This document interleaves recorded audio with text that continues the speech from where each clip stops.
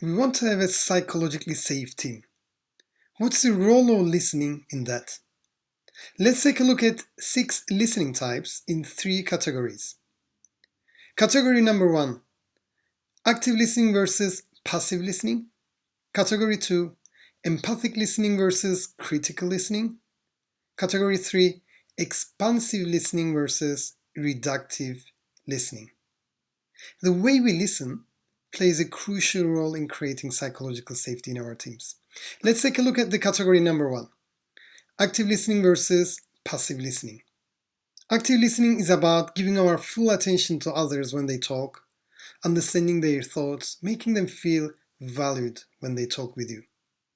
When we actively listen, this is a behavior that contributes to psychological safety. Passive listening is the opposite of active listening. Sometimes we're in a business meeting and instead of giving our full attention to others, we look at our mobile phones. This can be a typical example in certain teams or organizations. Or sometimes I go to home, I'm very tired, I had a very frustrating day, and at the dinner table, instead of giving my full attention to my family, I think about my own stuff, my own worries at work, some delays or projects, and I feel anxious and not really present with the family. Passive listening. This behavior is a suboptimal behavior, a behavior that can negatively affect psychological safety. Category 2 is empathic listening versus critical listening.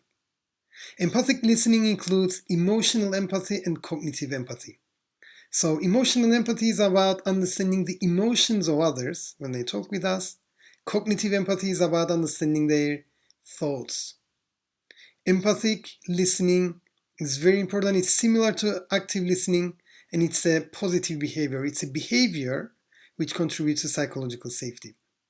Critical listening, on the other hand, is about finding what is missing. When we listen to someone, we find ways to criticize them. If we do critical listening too much, this can kill psychological safety in our team or in our relationships. Imagine with your loved one, you always listen to them with a critical approach. This can kill intimacy and also psychological safety. The third category is expansive listening versus reductive listening.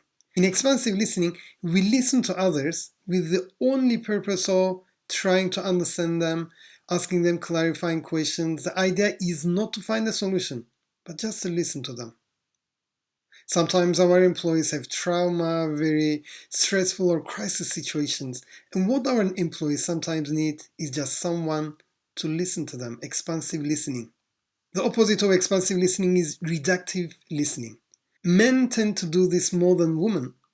When a man talks with their loved ones, with their wives, our wives can start telling us about their experiences at work, and we as men, sometimes we tend to interrupt them and say, here is a solution, why don't you do that? But in that specific moment, our loved ones just need a person to listen to them without the need to find a solution to their problems or to their concerns. Reductive listening is about interrupting someone to give our own advice, our own solutions. Of course, there can be situations where we need to interrupt in case the conversation is going off track. Let's say we have a meeting with the team and the agenda items are clear, and then there are people who are going off the track and talk about totally unrelated things. In that sense, yes, we can politely interrupt them and bring the topic back to the agenda. So here's the main actionable insight from this video. What can you do so that you are more engaged in active listening, empathic listening, and when relevant, expansive listening? Let me repeat it.